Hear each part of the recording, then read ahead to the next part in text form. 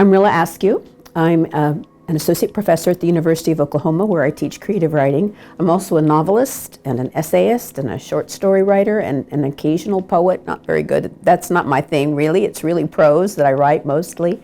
And I have several novels, historical novels, and a collection of creative nonfiction, a couple of books of stories.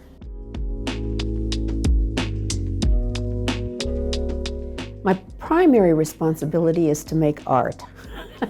So very, very simple and very, very challenging. I've been telling Oklahoma's story for a long time as a writer, as a novelist. So I have a number of historical novels that tell some of the early, both painful and challenging events. I have a novel about the Tulsa Race Massacre. I have a novel set during the Great Depression, during the time of the Dust Bowl. I also have novels set in the early 2000s. So it's not only historical, but in general, I'm always trying to tell Oklahoma's story and trying to tell it with a kind of depth and truth, but that is a literary truth. And so therefore, it's in the form of fiction rather than nonfiction.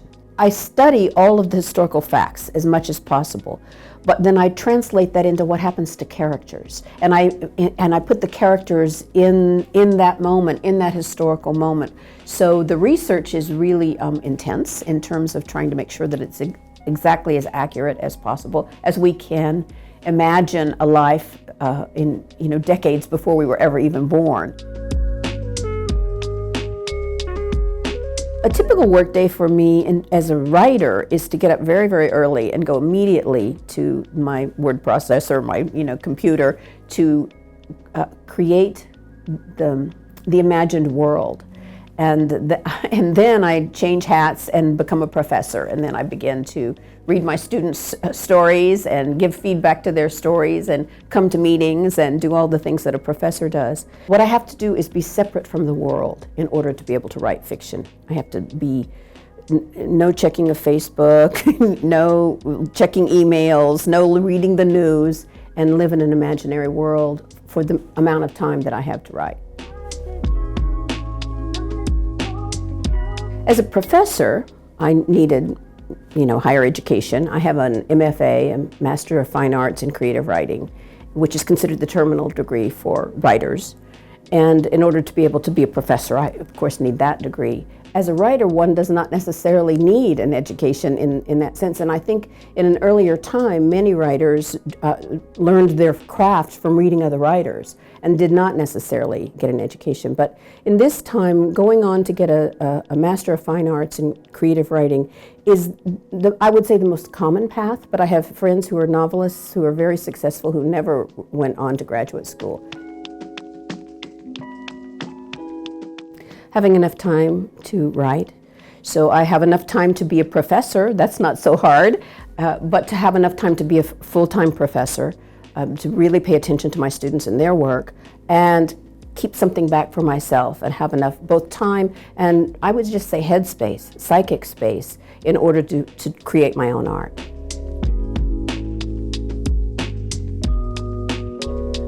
I'm very hopeful for all the young writers that I teach. I think that there's always a path, and especially in this time, for people to get their work out into the world. Making a living at it is another question, and so it depends really to a large degree what you write and the kind. If you poets, it's very hard to make a living selling poems.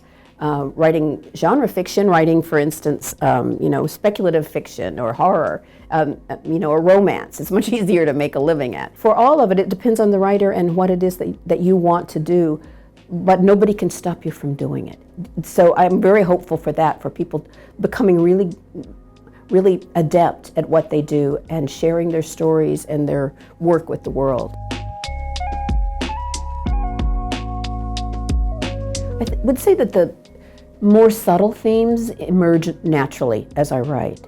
I'm always looking for a very large subject matter when I'm writing novels, and so those themes, I would say to a degree, are conscious. Very often I approach a novel with a question. So the novel that I wrote about the Tulsa Race Massacre, Fire in Beulah, the large question for me that informed the entire novel was, why did this happen here? Not why did it happen, because I understand America's race history, but why did it happen in Tulsa, Oklahoma? And that informed so much of the book. So I would say it happens both ways.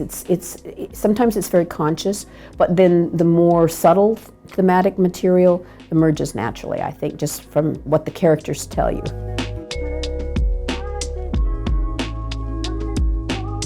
In terms of novels, I'm always listening for a voice. And so sometimes that's the voice of the characters, and sometimes it's a storytelling voice. And that storytelling voice is informed by the larger questions that I've been speaking about and thematically. And therefore, so there will be some books. I've written a book set in Tudor England. So I had to find a voice for that is reminiscent of, King James English, or actually it would have been Henrician English, that contemporary readers can read. And so you're always looking for that kind of way to evoke the mood and tone of the story within both the character's dialogue, but also the narrative voice.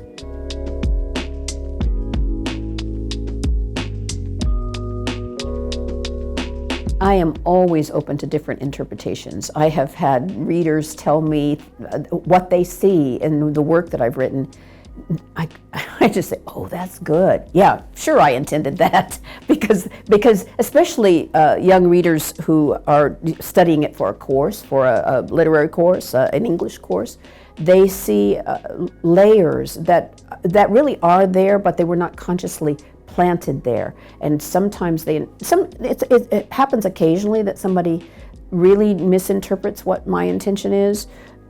Very often that's really interesting. And of course, I'm always wanting to be informed by the reader, because that's who you write it for. Yes, we write it for our own self-expression. We write it because we have to tell these stories, but it doesn't live until the reader reads it. And so they bring their whole world to that novel, to that story, and they always are going to see things that I may or may not have known were in there. I think mood is naturally embedded in the subject matter. So when I'm starting to write, whether it's a novel or a short story or even nonfiction, the subject matter determines the mood. And so I don't really think about that consciously. The language, the word choice, the tone, the way that the characters speak, all of that is influenced by what is happening on the page. So you put your characters in trouble. That's what you always have to do. You have to, you put them in a situation, and you got to, I've heard it said you torture your characters. You really put them in a bad way in order to answer these larger themes that they can discern it. But as a writer, I don't intend it. I don't start out saying that. I say, here, what's the question? What's the dilemma? What is going to happen in this story? After this moment, that character's life is never going to be quite the same again. That's what I ask.